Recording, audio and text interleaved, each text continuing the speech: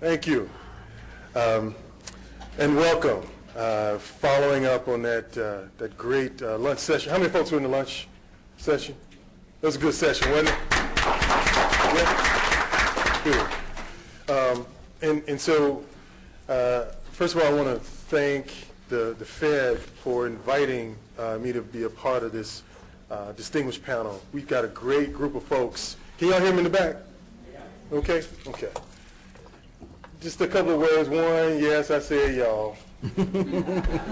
Jacksonville, Florida. That's right. Got a southerner right here with Nathaniel, so we keep the South in the house. All right?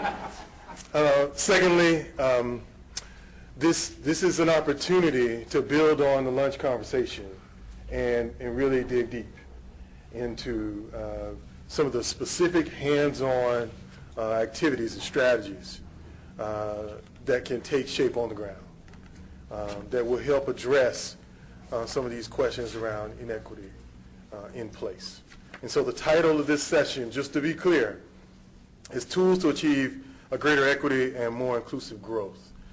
This is right up in your packets. I'll refer you to that. I'll also encourage you to look at the bios for each of our panelists. Let me just make a couple of quick comments.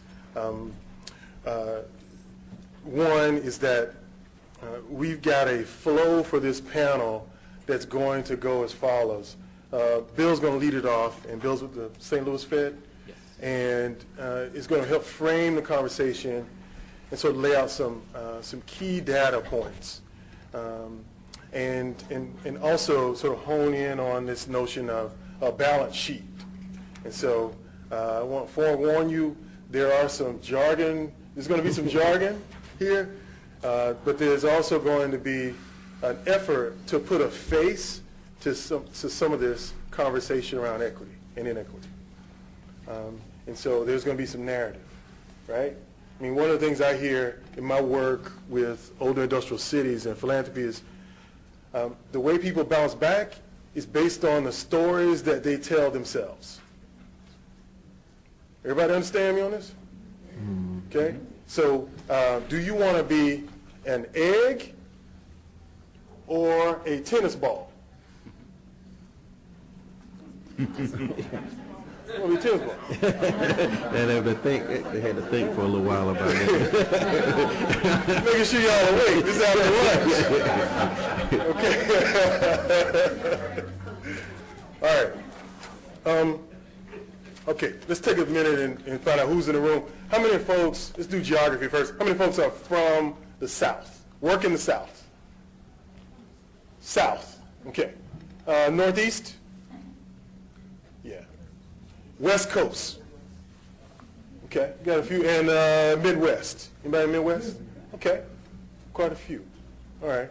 Let's do one other thing. How many folks are with a nonprofit or NGO? How many work for a nonprofit NGO? Oh, wow. Okay. Philanthropy? Okay. Federal Reserve, federal agencies of any type? Okay. Banking. Private industry. Banking. Sorry. Thank you for that. Yeah. Sorry? Developers? Private industry developers. Sure. We got a few. Where are you from? Baltimore, Maryland. All right. And ma'am, where are you from? Cincinnati. Fifth Third, Cincinnati. Okay. Okay. All right, so we're going to kick it off with Bill, and then we're going to move to Nathaniel, who's from Partners for Southern Partnership for Southern Equity. And then we're going to wrap it up with Victor Ruben from PolicyLink. Okay. After they conclude their remarks, then we'll have a quick sort of reaction points from the panelists, from what they've heard amongst themselves, and then we're going to open it up. We will have a mic here in the middle of the room, but and so I'm going to ask folks to use the mic because of the recording of the session, and it's just a thing to do at conferences, right? So, okay, let's get going. Bill Emmons.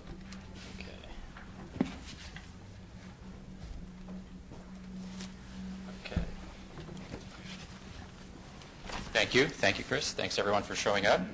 I want to echo the idea that was a fantastic session we just finished. The greatest line, though, was by Angela, who said, the greatest thing about big data is that it confirms what we know from small data. So that's what I want to do, is show you some small data. But I want to make a variation on that. I want to challenge you, and I'll predict that if you're not a little bit upset or confused by what I say, you're not paying attention. Because I want to challenge what we think we know about how to provide a foundation for economic and social mobility. So in particular, as Chris mentioned, I'm going to talk about balance sheets, about the financial lives of Americans. So if you are interested in this topic, we have a lot of information on our website. I'm going to tell you about that in just a second. Also, Keith Rowland here has helped us put a short article in a Philadelphia Fed publication, Cascade, that talks a bit about the theme of this discussion. So, speaking for myself, not for anybody else at the Fed. What I want to do is give you a very brief look at what we're doing in St. Louis, and it's really across the Federal Reserve System. We're trying to put more emphasis on the financial lives of vulnerable families. I'll give you a proposal for what is a healthy balance sheet, talk about why it matters for older communities, and then hopefully begin down that road of being very practical. What is it specifically that people can do, and we would argue should do, to build stronger household balance sheets in order to be tennis balls, not eggs. That's one of the things, in fact, that we and other people who are looking at the financial experiences of families across the country. It's not only how hard you were hit, it's whether you can get up, whether you can bounce back. And we have, through this last 5 or 8 years, seen, unfortunately, that many of the families that were the hardest hit have also had the most difficult time bouncing back. So there are still pockets, or in fact bigger than pockets, huge amounts of our country where lots of people are still hurting very badly from the financial crisis, where at the same time, of course, the stock market is hitting all-time highs. I don't know if it hit one today, but it's done spectacularly well, and so there's a segment of the population that has never been in better shape. So I want to talk a little bit about why is that we see such big differences. So this is a research and policy initiative of the St. Louis Fed. We have a website with lots of information. Our analytical framework that I think makes us a little bit different than what a lot of people have been doing already is that we're focusing squarely on the demographic drivers of household financial choices and the outcomes. And of course, we've just lived through the greatest natural experiment in our lifetimes. Raj Chetty talked a lot about the difficulties of teasing out some of the causes and effects. Well, when you get hit with a financial crisis like we just got hit with, it reveals lots of things that you wouldn't otherwise be able to observe. And one of those, of course, is resistance to economic and financial shocks and the ability to bounce back from those shocks. And that's exactly what I want to talk about. So the 3 main demographic dimensions of families and individuals that we're focusing on are age. We just wrapped up last week in St. Louis a conference on younger Americans. Our research suggests, and others are, I think, finding the same thing, that along the age dimension, it's young Americans who've been hit the hardest. In particular, it looks like Generation X took the biggest hits. Why? Those are people born between about 1965 and 1980, so they're currently somewhere in the 35 to 50 age range. So these were people, young people, who were just starting out in home ownership, many of them. And our research and others suggests one of the things that the financial boom did, the housing boom, did was attract even more people, particularly from that generation, to become homeowners maybe a little sooner than they might have otherwise. Maybe they bought a little more house than they might have otherwise. Maybe they borrowed more than they would have or even could have 10 or 15, 20 years ago. When everything turned down, those were exactly the families that got clobbered. And those are the families, many of in that group are struggling to recover. So age, where you are in your life cycle when certain things happen in the economy is huge. And I don't think we give enough attention to that. Another thing that we have really honed in on is when you were born makes a big difference. So people born in the 1930s and 1940s seem to have done very well throughout their lifetimes, both in terms of how much they've earned, how their investments have turned out. Now, of course, a whole host of things goes into that, but it simply does look like there are big differences between people born before in the first half of the 20th century versus the second half. Educational attainment is another, and these are, of course, obvious, but I think not enough attention really is placed on these in terms of organizing our thinking about what is it that's kind of the fault lines between those who are thriving and those who are struggling. Educational attainment you can think of as the impact of genetic and social endowments. So genetic endowments in the sense of those people who are more able to achieve, say, a college degree or a postgraduate degree, but also the social endowments, where you grow up, the community from which you come. It has a huge impact on whether or not you're able to achieve that potential. And then the third dimension, race and ethnicity. And of course, that was a big part of that conversation we had just after lunch. It has to be part of the conversation. And I think too often, I think, Angela, you said this, that too often we want to run away from that and say, oh, that doesn't matter. It does matter. Even after you control for any other variables you can think of, there will always be a role for race and ethnicity because of the way the country is developed.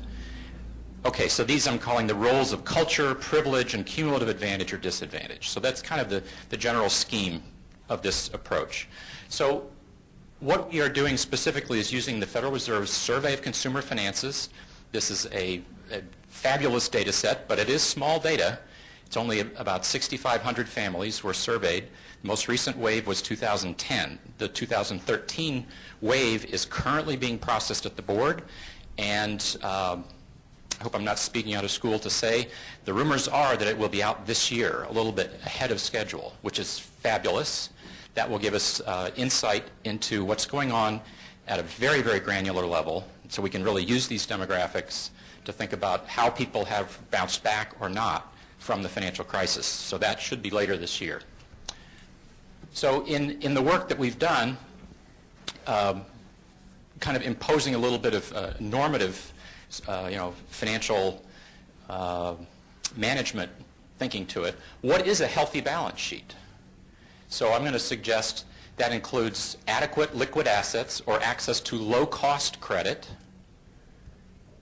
in order to handle emergencies. So this is the first challenge. How many people, looking at yourself or looking at maybe people you work with, people you're trying to help, how many people are living paycheck to paycheck? Now you say, well, a lot of people can't help it, and that's true. It's more of a challenge for some families. But what I'm saying is, if you don't have the access to liquidity, either through money in the bank or low-cost credit, then you're just on always on the verge of a crisis. So that's sort of rule number one in a healthy balance sheet. You have to be able to handle emergencies. Second thing is broad asset diversification to withstand asset price volatility such as the housing crash. And this is the second sense in which I think maybe you're disagreeing with me, or maybe you're going to want to push back and say, well, how can a family be broadly diversified? I mean, I've got all my money in my house, and I say, bingo, that's a problem. If all of your wealth is in your house, how can you be broadly diversified? And of course, that leads to a whole conversation about the role of homeownership. And I don't want to make that conversation today, but I think what we are coming to the conclusion is that homeownership probably makes sense as the culmination of building a healthy balance sheet. In other words, it's the result of a healthy, strong balance sheet, not the source of it. And I think that is something, looking back before the crisis, maybe we had a different view on what was the role or what was the sequencing in when homeownership makes sense. I'm here to tell you the evidence suggests those families that were heavily invested in housing got creamed. And can we guarantee we won't have another downturn like that? No. We certainly hope we don't. But the fact of the matter is that was a poor asset strategy to be very undiversified. And then the third, low or no debt to avoid financial distress. And now at this point you're going to throw up your hands and say, oh, come on. I got to be very liquid, very diversified, and have low or no debt. And I say, yeah, that's what you need to have a healthy balance sheet. Now, everybody can't achieve that, and you can't achieve that on day one. But what are the consequences if you don't have this kind of a balance sheet? You are exposed to cash flow emergencies. You're exposed to asset market crashes. And you're exposed to financial distress, loss of your home, bankruptcy. So it is a risk and return sort of trade-off.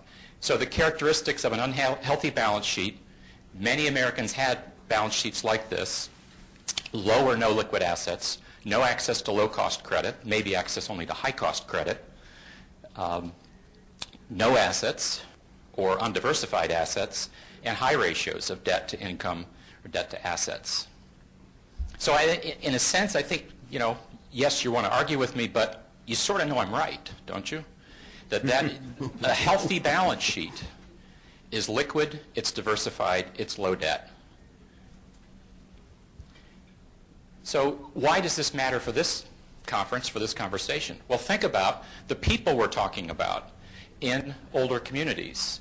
Residents of older communities typically include older individuals. Sometimes they may be disproportionately young individuals. There will be more people without college degrees, so that's the educational attainment dimension I talked about, and more members of historically disadvantaged minorities, including African Americans and Hispanics. And notice I'm not counting Asian Americans in this group. And I hope more people kind of go down this path. I think we need to be more careful when we talk about, sometimes we say white and non-white. Well, part of the non-white population includes Asian Americans who actually are doing better than whites in terms of educational attainment, income, and building wealth.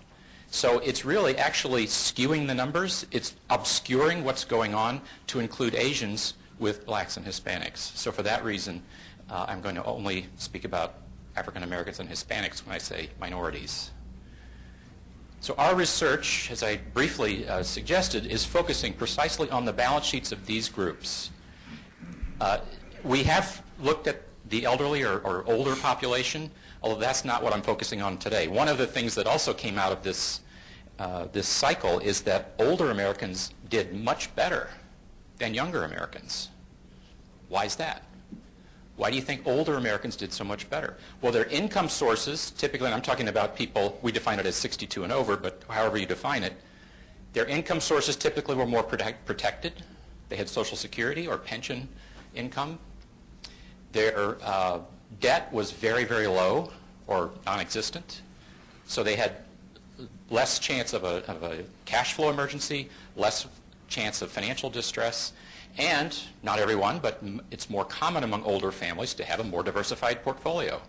Some housing, but also some financial assets. So as a group, and people will argue with me here, but as a group, older Americans did much better. They survived the crisis much, much better than middle-aged and especially younger Americans. So that's not who I'm talking about. I'm talking about young people, people who had less than college education, members of historically disadvantaged minorities. Those collectively we've been calling in some of our work economically vulnerable groups. And of course, an individual or a family can contain more than one of those characteristics. And it does look, some of our research suggests these are practically independent risk factors. So each of these contributes something to the financial fragility, which is the second point. So some of our work is really trying to ask, why is it the case that these groups that we certainly, I think, would agree are economically vulnerable, those groups that got hit hardest by unemployment, these are young people, less than college, historically disadvantaged minorities, those were exactly the families that tended to have risky balance sheets. They were financially fragile going into the downturn, in the sense that I just talked about, a healthy versus an unhealthy balance sheet. And I'd say that's kind of a conversation for a different day. I think the article in the Philadelphia Fed publication give you a little insight, but we think there are some deeper causes that are tying those sets of issues together. But these are, of course, precisely the groups that would benefit more from building stronger household balance sheets. And these are groups that are disproportionately represented in older communities. So weak balance sheets, as we've seen, lead to financial insecurity or defaults on debt. which can destroy families. There's lots of evidence accumulating. This is very, very disruptive, financial problems for families and for children, very much in the spirit of that lunchtime conversation about these longer-term impacts that we know are there. Communities have been weakened by clustered foreclosures. So my point is, it doesn't just affect an individual family if they have a weak balance sheet. It can also affect the community. And to the extent that some of the problems were very geographically concentrated, of course, they feed on themselves, these problems. And it even mattered for the entire national economy, not to mention the whole global economy, basically was shaken by these tremors coming out of the U.S. housing market, which we, and of course many others, are saying ultimately were the result of risky, weak balance sheets. Too much investment in housing, too much debt. And when the music stopped, everything started to unravel.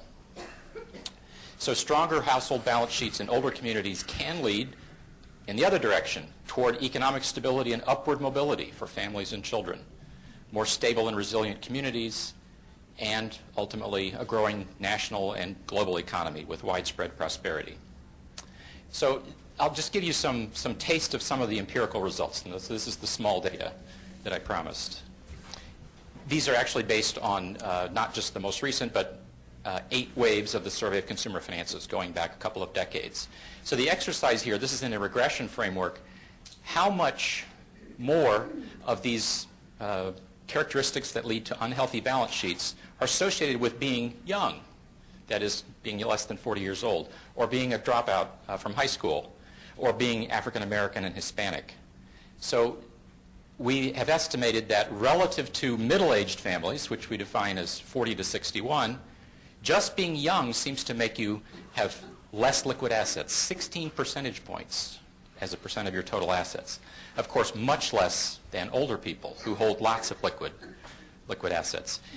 High school dropouts have much less liquidity. This is controlling for everything else.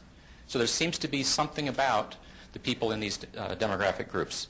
African Americans and Hispanics have much less liquidity, holding constant everything else. So there's something that's associated with that set of choices. And these will be available to look at later. This is just looking across the different dimensions. There are very, very big differences is really the point. That if you look at even among whites and Asians, older people have a lot of liquid assets, younger people don't. And there's also a difference across education categories. And then among whites and Asians, much more liquidity on their balance sheets than for Africans Americans and Hispanics. Second is how much of your assets are invested in housing. So it looks like just being young means you have a less diversified portfolio because housing is a lumpy asset and people sometimes enter homeownership fairly early, fairly young.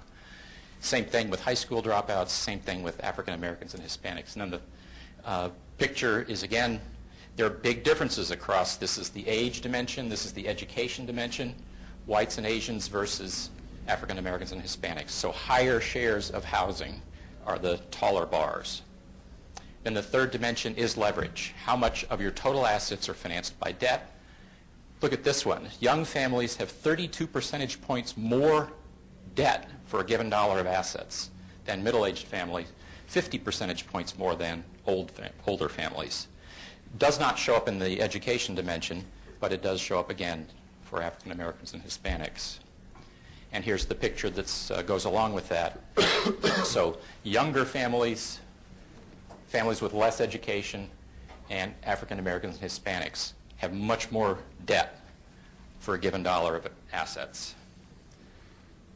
So what do we do about that? Well, I mean, probably many of you are doing this. If you're working with individual families, the first thing is you have to just, in building a healthy balance sheet is recognize that you do have a balance sheet, that you have things that you own and things that you owe. And the difference is your net worth. So this is just one example. You can find many that are very easy to do. It's just listing what you own and what you owe to get a basic sense. And then you can start to think about which of these assets could I use in an emergency? Which of these forms of debt is high cost? Things like that. So that would be, I think, the first step. Just thinking about what is my balance sheet. And then, going back to those characteristics of a healthy balance sheet, develop a plan to increase liquid assets. How am I going to do that? Regular saving, of course, would be the best, if that's feasible, to have a regular deposit into a bank account, a credit union account. And even though some people might say, well, I don't want to put money in a bank account because it earns me nothing.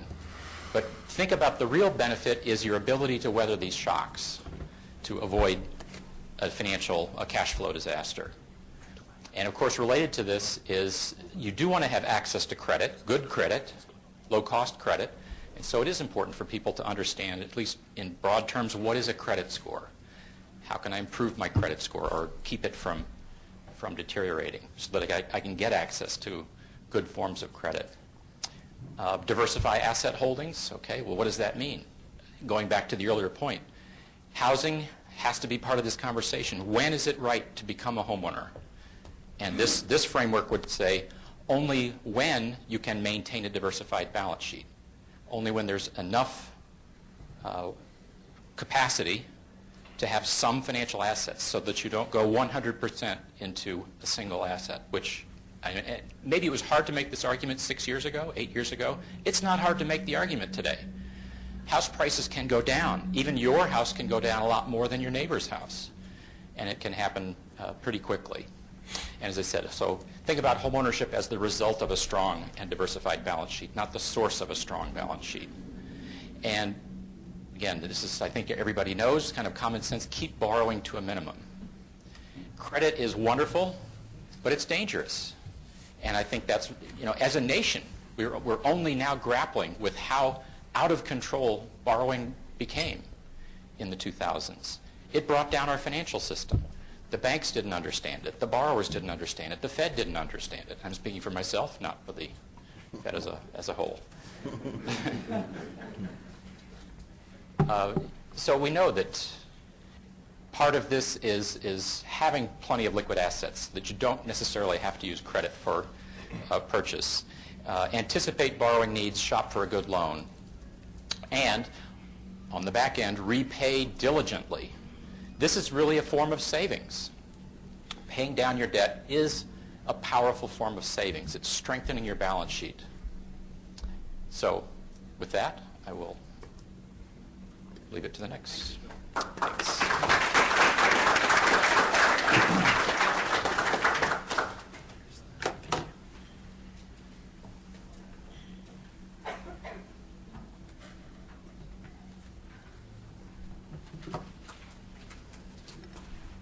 Hello, everybody. Philadelphia is such a great city. I actually had the honor of being here last week for another event, so I have, it's almost like Groundhog Day all over.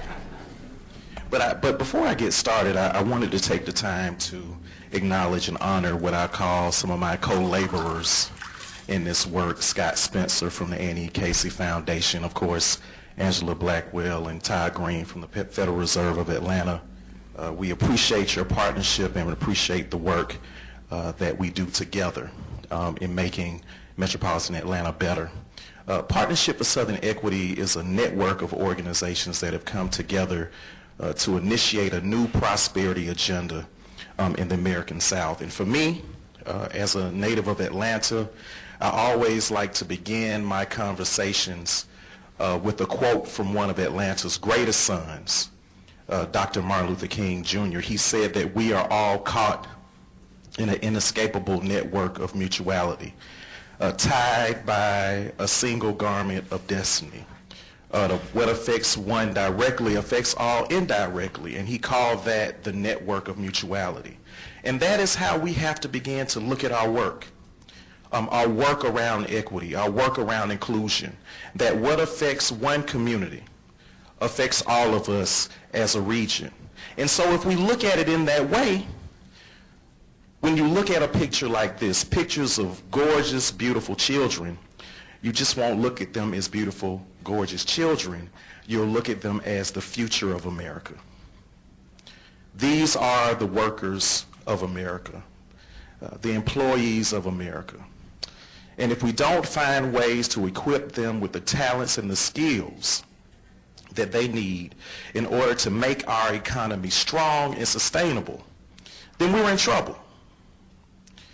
Now, not only will the workers of tomorrow come from the prestigious institutions or the places where we usually go look for them, they'll be in other places. And so we need to be diligent in making sure that the schools and the educational opportunities are in the locations where these children reside, because as we see and we heard the statistics earlier today, we're becoming more and more diverse. Our future workforce will become more and more diverse, and we have to understand through this understanding of a network of mutuality that we have to work to ensure that we have an all-in economy, in which Angela talked about. And so it's not only about race, which it is. Structural racism is a critical problem that we must look at within the context of moving the equity agenda, but it's also about place. How we've grown, where we've grown, the unbalanced nature of growth have exacerbated the challenges that we have around creating and building a strong economy.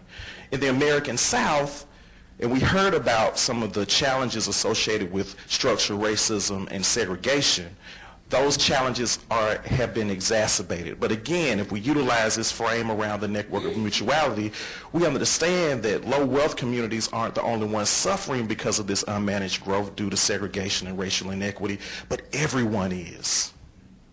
Whether it be the challenges associated with housing and jobs imbalances, or the challenges that we face around traffic, or the challenges that we face around air quality, or the lack of performance in schools that have been segregated, or the concentrations of poverty that we have in our regions, a lot of that has to do with how we grow and how we've chosen to live together as a broader community. And so the equity agenda is important and real because it gives us an opportunity to begin the process of assessing inequity and beginning to really begin to initiate the strategies that we need that will create the opportunities that all people deserve through a more robust engagement approach as well as a more robust economic development, a balanced economic development approach. So I just wanted to give you a quick breakdown of Metropolitan Atlanta, and this is Metro Atlanta.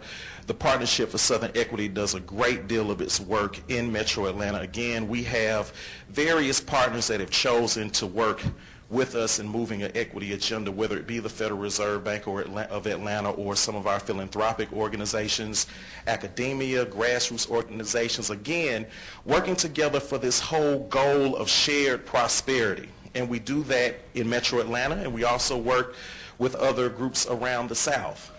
And so why is it important? Well, you saw to a certain extent why through the map that we saw earlier today around the issues of economic mobility. But unfortunately, in Metro Atlanta, we're singing the song, we're number one, and unfortunately, it's not a good thing at this particular point. We're number one when it comes down to income inequality. This is the first time I saw that we dropped to number two, but when the report came out, we were number one in terms of income mobility.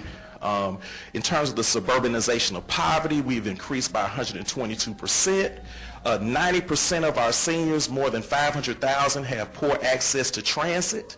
Again, by connecting the dots, understanding that yes, good jobs and good schools, but good transportation is also important in building a resilient economy. And also, we have a real challenge, and I'm sure some of you may as well in your own regions, around the north and south divide. 90% of our jobs in Metro Atlanta are north of a demarcation point, I-20, which is on the highway in Atlanta. 90% of our job centers are north of I-20. Major job centers. The only job center that we have south of I-20 is actually the biggest airport, largest, most busy airport in the world, and that's Hartsfield-Jackson International Airport. So for us, the equity conversation is not just about morality or doing good, which it is, but it's also about looking at equity as a superior growth model, as a strategy of growth, of encouraging a level of growth in our region that will create an all-in economy for everyone. And so what I wanted to do was also really provide you some real life examples of people that are suffering because we haven't had an opportunity to answer this issue of equity and inclusion and incorporating equity as a superior growth model. So we have one of our poorest counties in Metro Atlanta, which is Clayton County. They have no public transportation system. They lost their public transportation system 4 years ago due to budget constraints, and it stranded 8,500 people, and 81% of them earned $35,000 a year, and 65% of those individuals did not own a car. So they were stuck. Stuck in Clayton County, and they had to make a hard decision. Do I stay in Clayton County, or do I need to move somewhere else so I could be near my job? And this is one example of a woman that actually left Clayton County to move to Midtown, which is a job-rich and opportunity-rich area, where she worked at a law office because public transportation was closed 4 years ago in Clayton County. Now, how can a county become more competitive in its emerging economy without strong infrastructure, when we know the connection between infrastructure and economic development? Another gentleman had to make a decision around transportation because his bus did not go or show up on time, and so he had to make another job decision. And so this issue about transportation cannot be separated around this issue of social mobility, real mobility or access. How we develop infrastructure in a way that will get people to opportunity is important as well. And in our region, unfortunately, 75% of our region's residents have no other option but to drive to most destinations. That has created a problem in terms of creating that. So for us as Partnership for Southern Equity, we believe in this quote by Peter Block that if we want a future that's distinct from the past, we have to be with the people who we aren't used to being with and have conversations that we aren't used to having. And I encourage you to do that as well in your work, to pursue opportunities to chat with people and be at the table with people that you're not used to sitting at the table with, and think through what strategies could be moving forward in making this work real for the people that we want to support. So this is a quick breakdown of Partnership for Southern Equity's mission. I won't stay there, but for us it's about bringing people together, highlighting strategies, training, engagement, policy advocacy, which is really important. We do that in 3 areas. There are other areas that we focus, but I wanted to focus in 3 key areas. Just transportation, again, for us is about accessibility, not just mobility, but how do we create access for people who are looking for structures of opportunity. Just opportunity, and you heard a little bit about that earlier today. Vitality, pushing for economic models that are not only lucrative but also just, and just growth. Understanding that growth matters, that place matters, that how we grow is affecting our ability to be competitive as a region. And so these are some quick examples, and I'm going to move quickly because I want to make sure that other people have time to chat. One strategy that we have initiated is to have a close relationship with our metropolitan planning organization and begin the process of influencing the comprehensive planning process in a way that will create the indicators and the research that will again set the preconditions for equitable development policies. So we were involved in our regional transportation planning process by working with them to bring together uncommon stakeholders and having a conversation around equitable planning. We also had an opportunity to work with them for the first time to actually organize a social equity advisory committee for the MPO, which works with the MPO staff to think through policies and procedures within the MPO. We also had a chance to develop something called the Equitable Target Areas Index, which again provides a mapping infrastructure whereby now local counties are utilizing the ETA index to develop their comprehensive planning. Their comprehensive plans that they submit to the MPO. Again, understanding spatial inequity and thinking through ways that funding can be leveraged to support these areas. We also had an opportunity to, through the support of our partners like the Annie Casey Foundation as well as the Federal Reserve at Atlanta, to develop something called the Metropolitan Atlanta Equity Atlas, which is a web-based, a story-based mapping tool that has over 400 maps and stories to actually lift up the issues of spatial inequity in the region. Again, if you want to change a system, you have to provide an alternative system. You can't just say this is wrong. You have to provide certain solutions that people can look at and embrace as potentially correct in moving forward. So this is the first tool of its kind in the South. We have one tool in Portland, we have one in LA, we have one in Denver. This is the first atlas in the South. And so we use maps, data, and narrative to tell the story again of spatial inequity in the region. Wanted to provide just some quick maps that can be found on the atlas. This is just a quick map of the unemployment rate in 2010 for our region. Again, this is the highway system. So again, you see the divide between the north and the south in terms of the amount of unemployment in our region. Another quick one that I wanted to provide, which again shows this line, is the distribution of pre-K programs. If you see the abundance of pre-K programs north, and the further out you go in the suburbs and south, you see less pre-K programs. Again, providing information, providing data as a way to galvanize the community to not only come up with the right solutions, but to also ask the right questions. This is what we attempt to do through the work. Quickly, some of our economic development work. Again, in all of the work that we do around some people like to call it collective impact, we look at our efforts as a continuum, and we see various organizations that work along that continuum. And so we're working with various economic development organizations and employers, bringing them together to begin the process of thinking through what is a solid economic opportunity strategy for metropolitan Atlanta through hubs and also through research and policy. One of the other key areas that we're beginning to really focus on in this space is efforts around young males of color.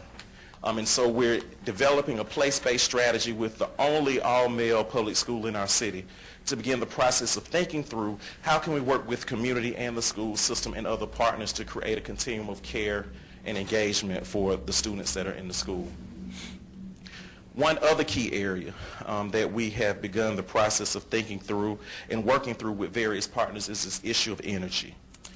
We see energy as a key economic development opportunity and driver in the 21st century economy.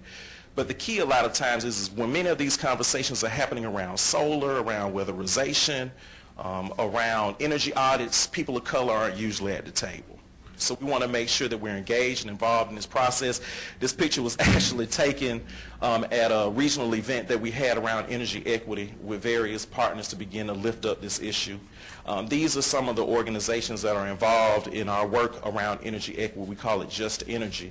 And we're beginning the process again of bringing together various organizations, diverse organizations, to begin to do this work around energy equity in our region. This is just a quick mission of the Just Energy Circle, and we're moving forward again to not only create opportunities for engagement for the community in areas like the Public Service Commission, and also to make sure that through weatherization and energy audits that houses are up to speed, but also there are job opportunities associated with that, and we want to be engaged in that conversation, and we have been now for the past year. So again, for us, we believe that equity is the answer. And we believe that in order for us to move forward as a region and as a nation, we have to find ways to ensure that all people are at the table and are given the opportunity to provide the wisdom and the experiences they have in order for us to create the type of just economy that we want to see for all. For us, it's not just a matter of whether it's good or not. It's a matter of necessity. Because we cannot incorporate all segments of our population in building a more viable and sustainable economy, we won't be able to compete. And so for us, we will continue to do this work, and thank you for giving me an opportunity to present.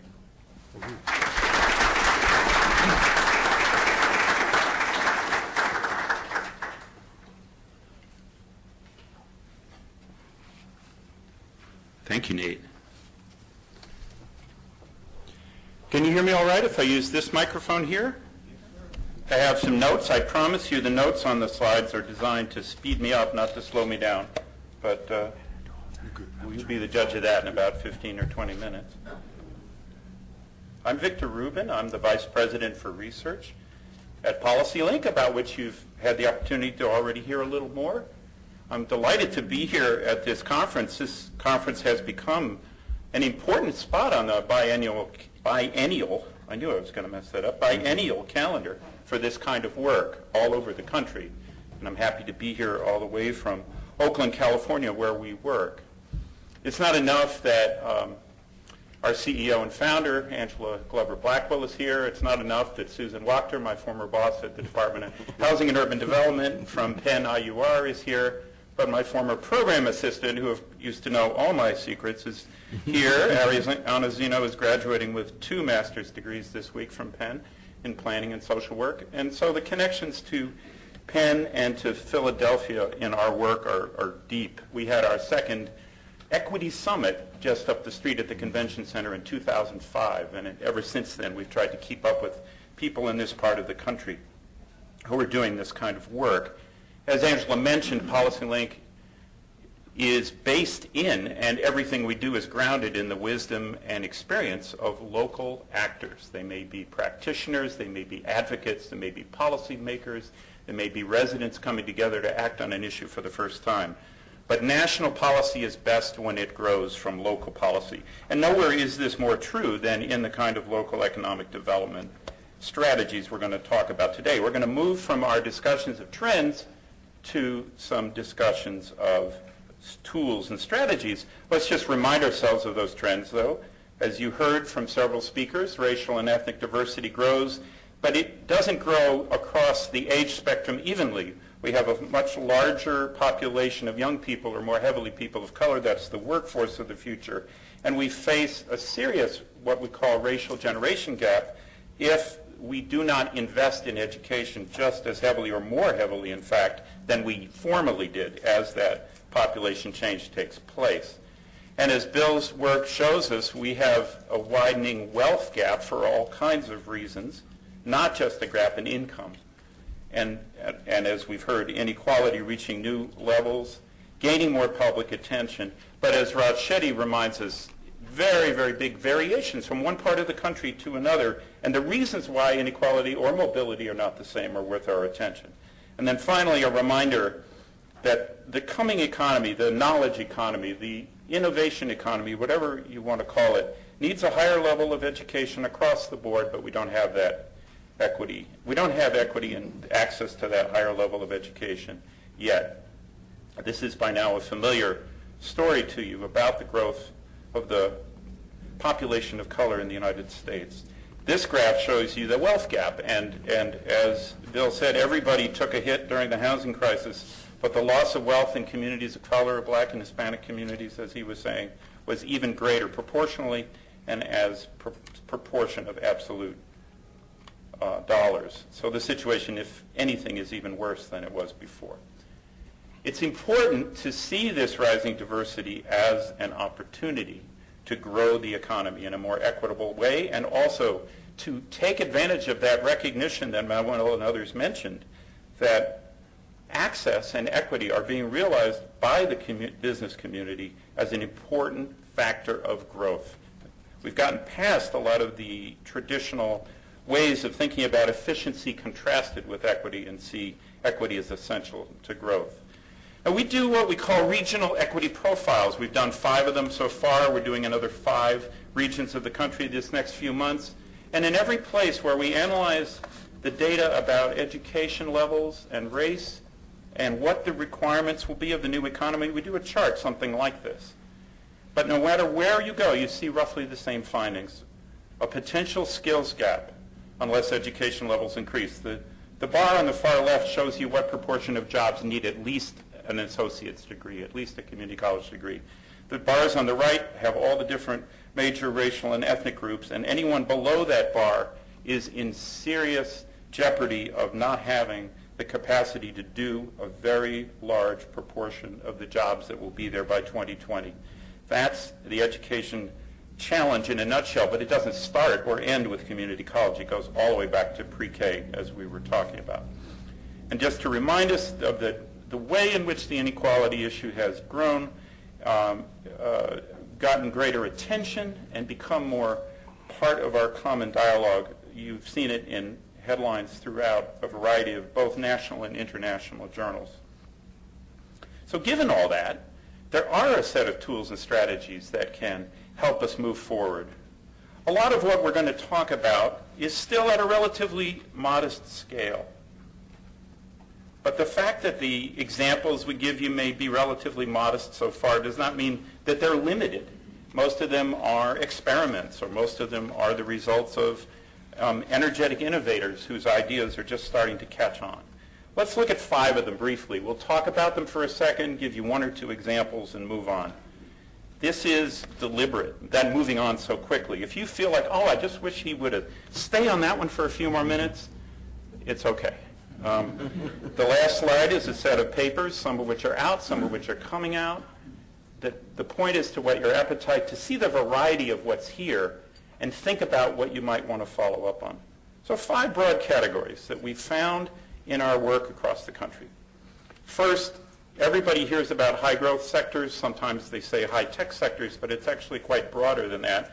The key is, how do you connect workers, particularly workers from disadvantaged and underrepresented communities, to those growth sectors?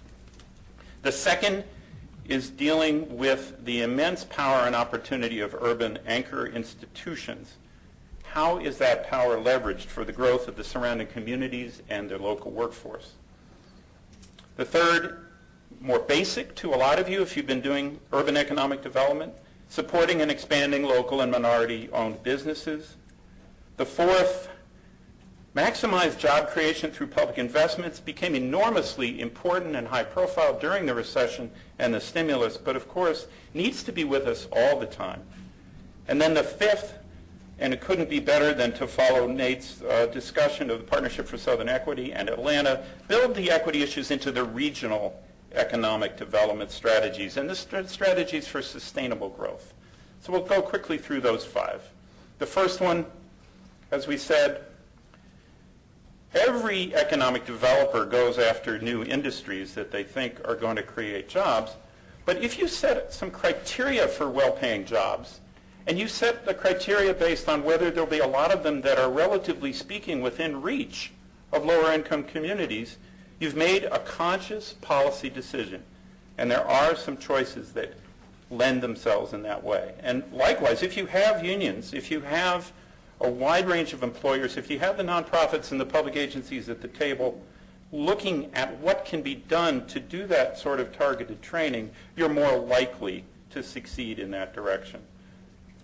One of the most important things to keep in mind in this regard is that a lot of the people who most need the connection to work are not traditional students. So something like what the educators call concurrent enrollment is important. Other kinds of best practices, ways in which people get skills on the job while they are learning in the classroom.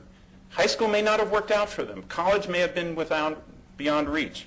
But they have all the skills and aptitudes and abilities to succeed, but they probably by now have some debt, they may have a family, they may have all kinds of reasons in which the way they're going to get connected to that high growth sector takes a different kind of training program.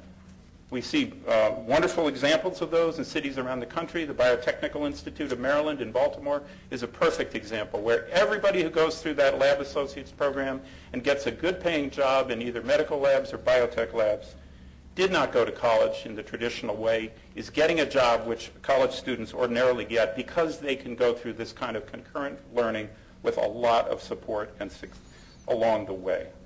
And finally, it's important when we do encourage startups in the tech sector to think of the balance here. On the one hand, we want them to locate in or near low-income communities and for their eventual jobs to go to those residents without displacing those residents. Easy to say, harder to do, but always important to keep in mind. One we like very much in this regard is here in Pennsylvania. You have Keystone innovation zones throughout the state.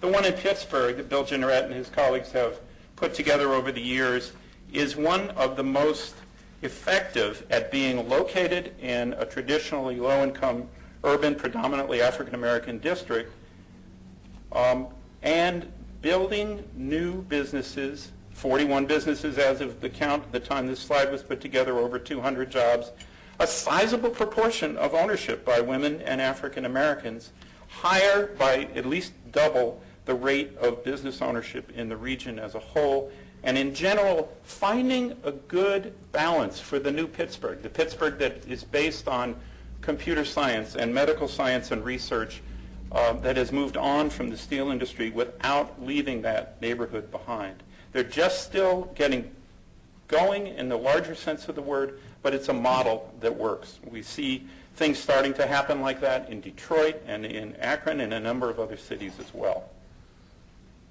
That second broad category about urban anchor institutions, a lot of the best work started right here in Philadelphia with the University of Pennsylvania and its various West Philadelphia projects. Part of it is the nuts and bolts of the spending by the anchors, the procurement of goods and services, billions of dollars locally that can be used to enhance local firms' capacity if it's directed locally. We've written a whole report a couple of years ago for the city of Newark, New Jersey on how to do local procurement called simply Buy Newark. We've just updated that for our colleagues in Detroit, which we'll tell you about in a bit, but there's many, many strategies. The second is housing incentives for folks to live near where they work, near the anchors, are important. It's critical, though, to have mixed income communities, and only worth doing, frankly, if you're making a solid commitment to mixed income, mixed race communities. The anchors, which are hospitals or universities or utilities or sometimes the government agencies themselves, can have very progressive policies for their construction jobs, as you know, but for their permanent jobs as well. Now, all of this is important, but it's also true that the anchors, particularly the hospitals and the universities, are the seedbed of most of the technical innovation in a region. So their intellectual property is going to get commercialized. It's going to turn into new businesses. The faculty are going to start businesses. The grad students, the undergraduate students may get bored with college and just start up a company. Apparently it's a requirement at Stanford, which is one of the reasons San Jose looks the way it does. But in general, you'll see thousands, hundreds if not thousands of new firms being started. But there's a way in which that can be done that has more relationship to low-income communities if it's done intentionally.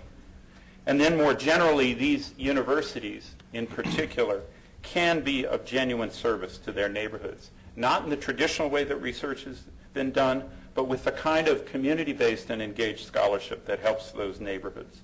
And we're not going to get through all of those things in any detail, of course, today, but just a couple of reminders. In Cleveland, the Evergreen Cooperatives, which is a set of businesses which include an industrial laundry, an urban farm, greenhouse farm, and a solar installation business, are based on the fact that the big anchors in Cleveland, the Cleveland Clinic, the university hospitals, Case Western Reserve University, under the urging and convening of the Cleveland Foundation, have agreed to focus their spending so that those businesses, which are worker-owned businesses and which draw their workers from 6 neighborhoods around the anchors, can get a foothold, establish themselves, and build over time not only a solid set of accounts and a prosperous way of doing business, but the wealth of their worker owners. It's a complex thing. It's more complicated to build a worker-owner business than it is to do a regular business. But given what Bill Emmons was saying about not just household budgets, but the broader issues of wealth as in addition to income, it's definitely worth the struggle. And we're seeing in Cleveland and in the replications that the Democracy Collaborative and the Cleveland Foundation are working on around the country, that this idea of focusing anchor spending so that it helps create local wealth and it makes worker owners and managers out of workers and it hires from the immediate surrounding community is well worth it. They're not anywhere at that 5,000 yet, but they're on their way and the businesses are successful. Here's another example from just down the highway. In East Baltimore, the Johns Hopkins Medical Center needed to grow and expand over time, and they knew that both biotech research and medical research was going to be a hub of the Maryland economy. In fact, Hopkins is the largest private employer in the state of Maryland. So as they looked for a way to build near the hospital, they realized they would have to reinvent the traditional form of urban renewal. Now, in one respect, it was pretty traditional. That is, they took over the whole neighborhood. They took down 1,700 homes, or at least 1,700 people were displaced from an area that was about 50% abandoned and extremely distressed. But thanks to the Annie Casey Foundation and a number of other partners, they invested quite a bit in both, much more than the law required, in both the housing strategies and relocation for the residents, but in their educational and training opportunities in the future.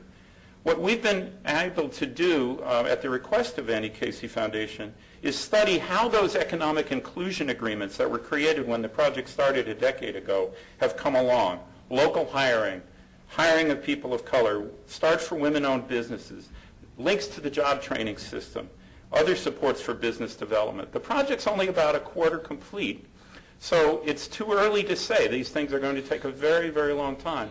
But they met all of the goals and thresholds, almost all of them, I should say, that they set up back in 2002, and now they need to get on to that next level. It was easier to meet the goals for construction hiring, for example, than it was to meet the goals for supporting permanent businesses. They haven't yet established a business incubator, but they're about to create a larger reinvestment fund. And as the project builds, it might be an advantage, a hidden advantage, that it has taken a long time, because it gives the community and the anchors the capacity to build a system that can really tune into the needs of the local residents. So there's a very good pipeline from the residents of East Baltimore, not just the ones who were dislocated, but many others, to the whole collection of training institutions in Baltimore that have a focus on their needs. That Biotechnical Institute of Maryland that I mentioned is one such example. It's serving not just the jobs in this new development as they come in line, but in the hospitals and in the emerging biotech sector all the way around the region. The next strategy, again, probably the most familiar to traditional economic development folks, expanding local businesses. Here, one of the things we find is most important is cultural relevance and cultural competency. Indigenous business development organizations that speak the language, literally and figuratively, of increasingly diverse communities. A second key, of course, is that not all forms of money are the same. Different types of startups, different types of expansion of small businesses need capital and support of different kinds at different stages. And thirdly, in this field, you need a network. You need a so-called entrepreneurial ecosystem. You don't need a jumble of 50 unrelated competitive CBOs that are too small to succeed and have a tendency to compete with each other and get in each other's way. So there is a new spirit of collaboration in many of these cities among all the TA providers for entrepreneurship.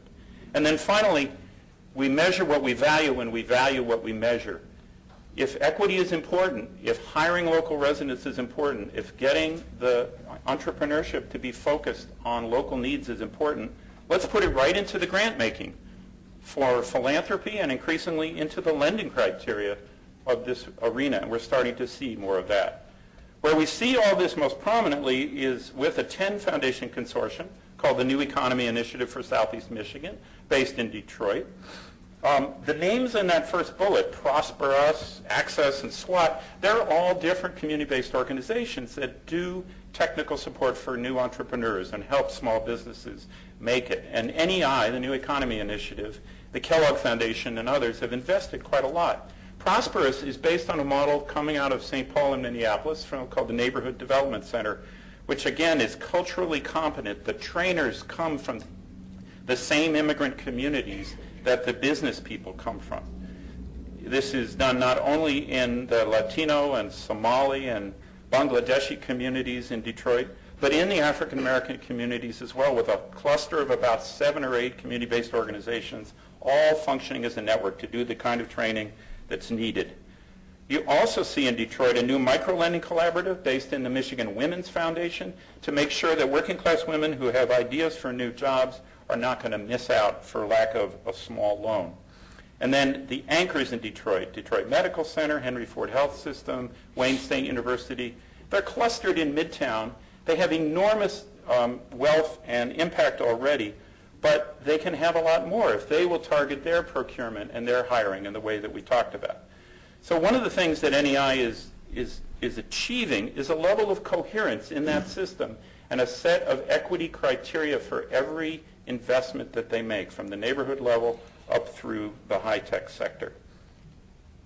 The next to last strategy we don't need to take much time on, but public investment, highways, transportation, sewer systems, water systems, fiber optic systems, all the different ways in which public infrastructure gets built become important for both hiring and job creation. It has to be targeted as investment in communities that have been underinvested, not just where the infrastructure goes, but how the training programs and the targeted hiring programs and the minority supply chain programs work.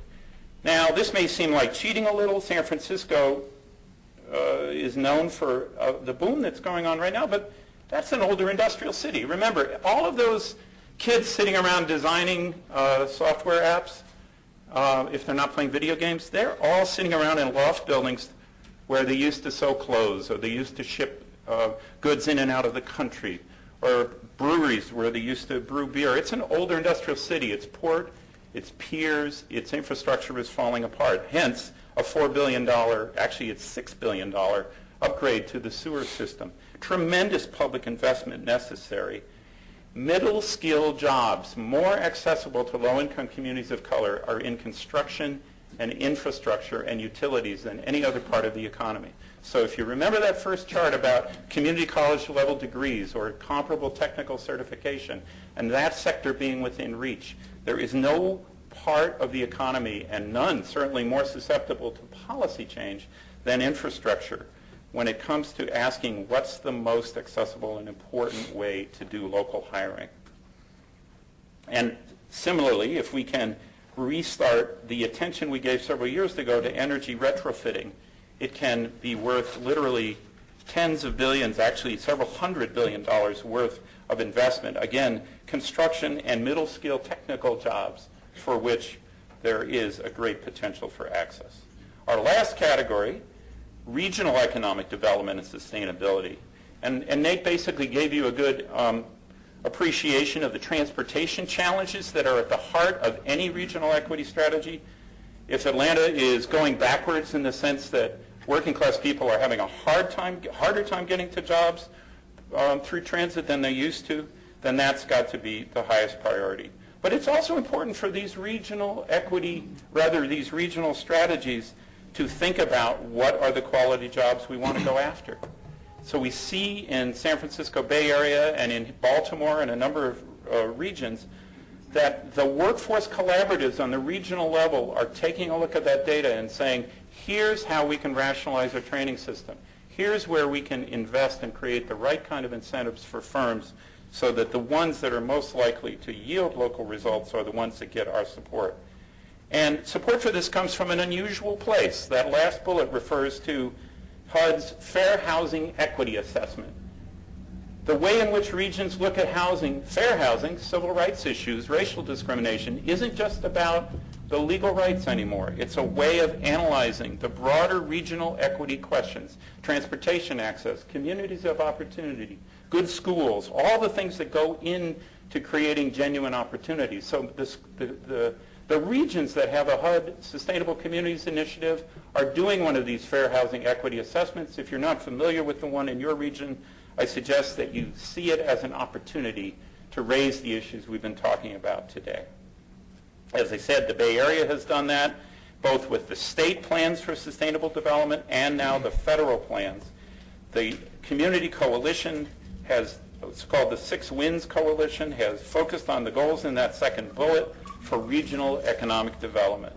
Development without displacement, better transit, particularly tied to jobs, affordable housing, healthy communities, economic opportunity more generally, and access to the decision making, the community power process. And the reason the coalition is so effective is because it is that broad. The last slide I'm going to show after this one has this chart filled in, so you don't have to write it down now.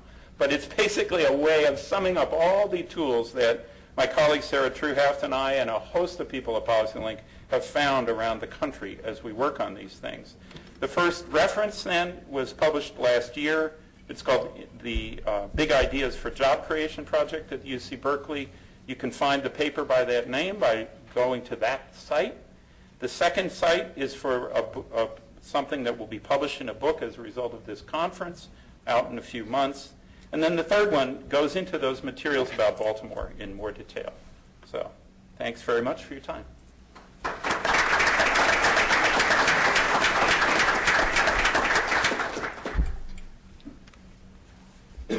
Thanks, Victor.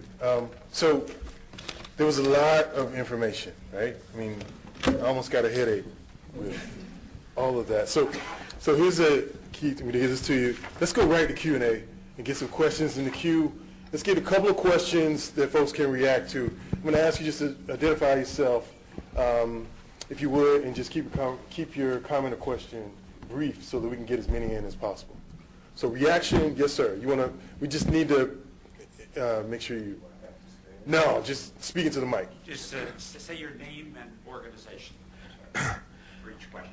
Bernard Anderson, Professor Emeritus at the Wharton School, a fourth-generation Philadelphian. Yes, sir. Let me say that the presentations are so rich and inspiring.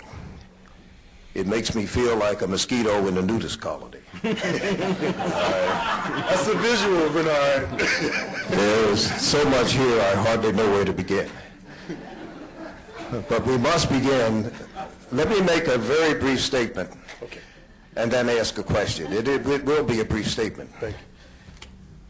Philadelphia was the site of a classic study by the great black scholar W.E.B. Du Bois in 1895. He did an ethnographic, what would be called now an ethnographic urban study, that was published in 1899 called The Philadelphia Negro.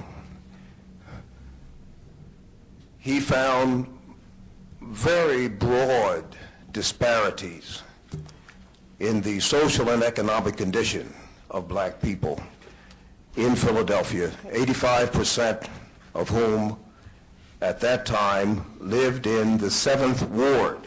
Those of you who have read the study know that area. The 7th Ward was 6th Street to 23rd, Pine Street to South Street. That was where 85% of the black people in Philadelphia lived in 1895. Let's fast forward. In 2007, the Philadelphia Urban League conducted a study, I will say immodestly with my assistance, that was entitled The State of Black Philadelphia.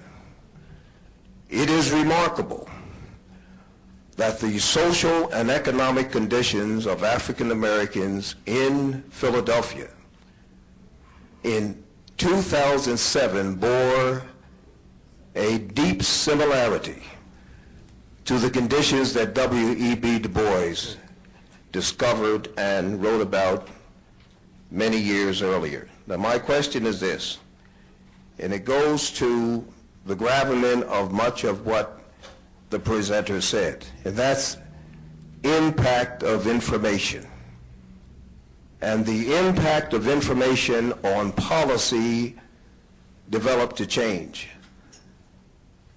Why is it that the presentation of the kind of information that you have presented, and I'm interested in particular with the gentleman from Atlanta, where you can document these deep, broad racial disparities in employment, income, wealth, and the other variables of economic well-being that have been described here, don't seem to make a difference in developing policies that will change these conditions, even when you argue, as you have in a very compelling way, that policies that improve the conditions of people who are disadvantaged, policies that are aimed at eliminating and reducing substantially income inequality will benefit everybody.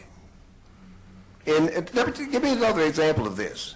In 1997, my mentor, Andrew F. Brimmer, distinguished African-American economist, first African-American member of the Federal Reserve Board of Governors, did a study in which he showed that if we could eliminate discrimination, GDP would be increased by 3.9%. That's a lot of money. My question is, why is it, in your view, those of you who are very active in doing this work, in conducting research and so forth, why is it that the kind of information that you and Angela Blackwell's done a beautiful job in the last few years, laying out these disparities in a very, very compelling way, as she spoke earlier today. That doesn't seem to make a change. Why is that? Who wants to take that one? You got singled out there. You to say so. Let's see if we can get a reaction. Okay. And I'll just speak quickly. I mean, I think that as researchers, and I definitely don't want to claim that I do a little bit of this and a little bit of that, but you have a lot of more better researchers on the panel. I mean, I think we have to be also committed to the democratization of data, right? So we can't allow data to live in special places where special people can review them and expect for extraordinary things to happen in the community.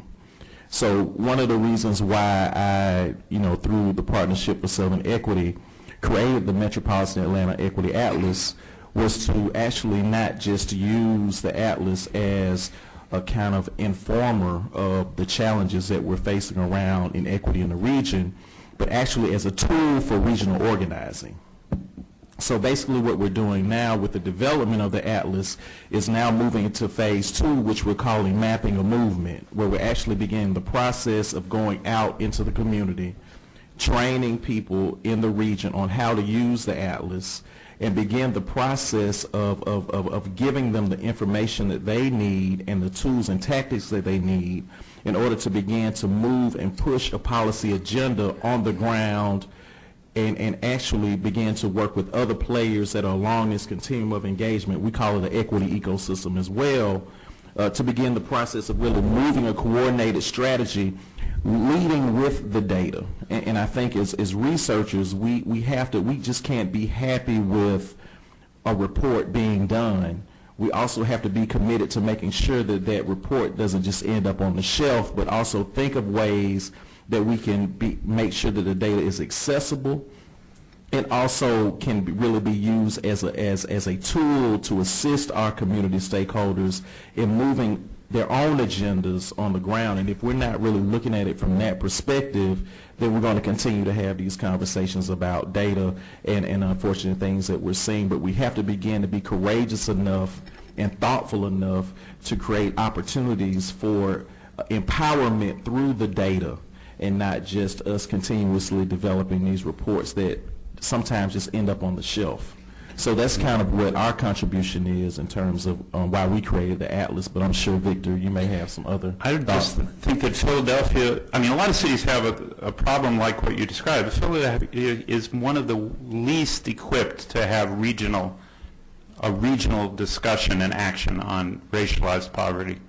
And the reason PolicyLink focuses as much on regional equity as we always have, and why we were so encouraged by the Sustainable Communities Initiative, was the opportunity to break through in those ways. But the city as a government has always been a very innovative, effective place as far as they can go. But if the school district is broke, and if this, the city is extremely limited in its fiscal capacity, that's a function of, and if the property abandonment patterns are what they've been, those are a function of regional economic trends.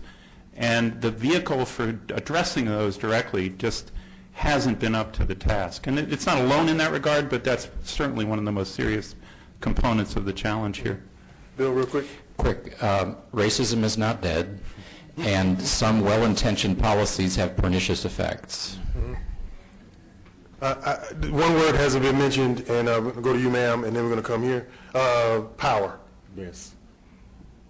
So I think there's something to be said about the fact that, sorry, yes, sir, political and legal. Philadelphia is on its third black mayor. Yeah. Mm-hmm. It doesn't end there. Okay. Yes, ma'am. Hi, my name is Tanya Pope, and I'm with Enterprise. And just very briefly, we're a nonprofit based in Boston that our mission is community economic development, and we do that through the training and help small existing employers to grow.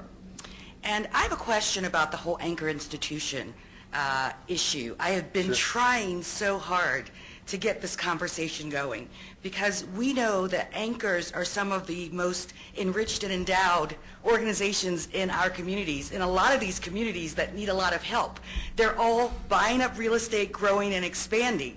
And there has to be a conversation with the legislators to say, okay, you're going to buy up this land, but you have to have an agreement or a plan or some sort of long-term strategy to include local businesses, to train local residents.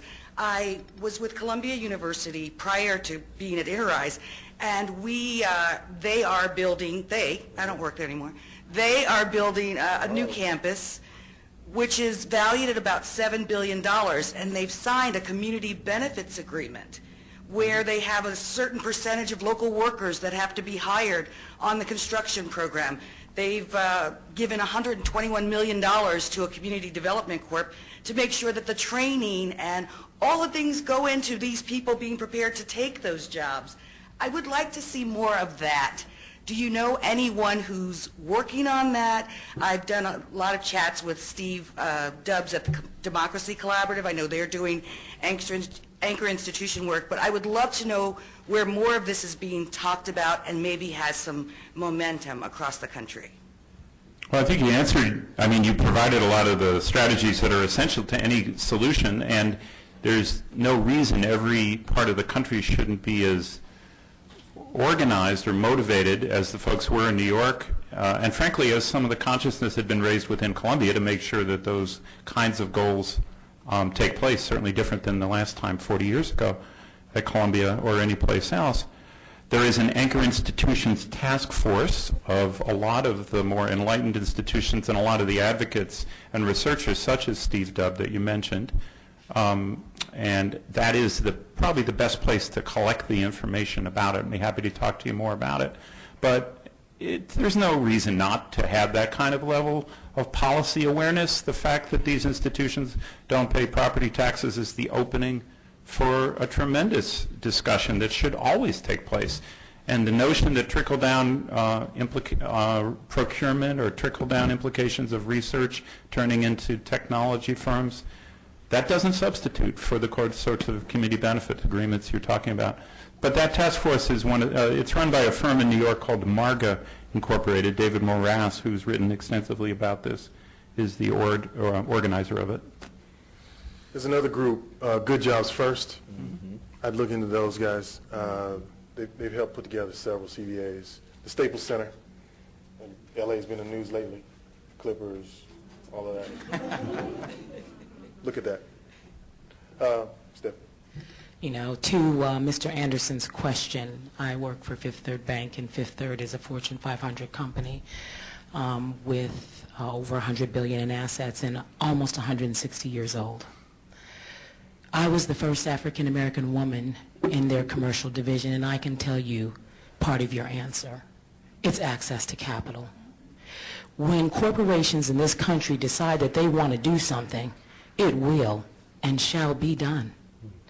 And when Cincinnati wanted to turn its center city around, it was our corporate leaderships, the president and CEO of P&G, the president and CEO of Federated Department Stores, the president and CEO of the Kroger Corporation, the president and CEO of Fifth Third Bank got together and in 10 years turned that city around.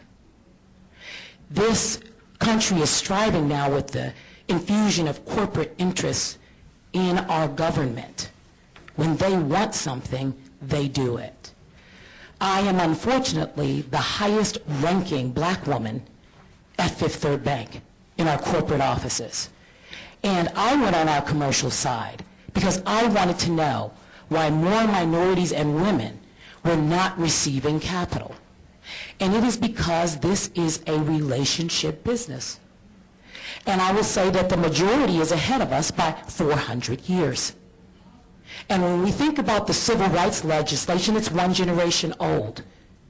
There are very few, when you saw banks represented, there are very few banks here getting this information because we don't go if we're not going to execute. That's a part of it. At the end of the day, when you sit across the room, why We go after money, $1 million. I learned that $1 million is no money. None. As a matter of fact, not only is it no money, but it's the hardest deal to underwrite. I wrote for companies underwrote up to $500 million. There are 1.9 million African American businesses in this country. 95% are solopreneurships. They employ no one. We do not have the capacity for all the spend people are talking about. So we have a huge issue, to your point. If we don't start getting some minorities and women closer to the C-suite in these corporations, we will continue to find our country will be behind, because that's the answers. The CEOs in this nation make the difference. I was in our foundation. We granted $30 million. It's not nearly enough to move a ship off a dock. That's why I got off that side. So the issue is we need more minorities and women going into the world of finance. Because I made decisions for my clients. I'm Moody's trained. I told them what they needed to know. I understand that jargon. Balance sheet, profit and loss statement, leverage, acquisition, merger. There's 3 ways to grow. Organic, which is what minorities and women do, acquisition and mergers, and strategic alliances. And remember, 9 out of 10 small businesses fail. It has no race, no ethnicity, and no gender. So we need to be involved in the world of finance. If we are there, then we can influence the ships that rise. Thank you. I think that's a great way to end this session. Join me in thanking the panel.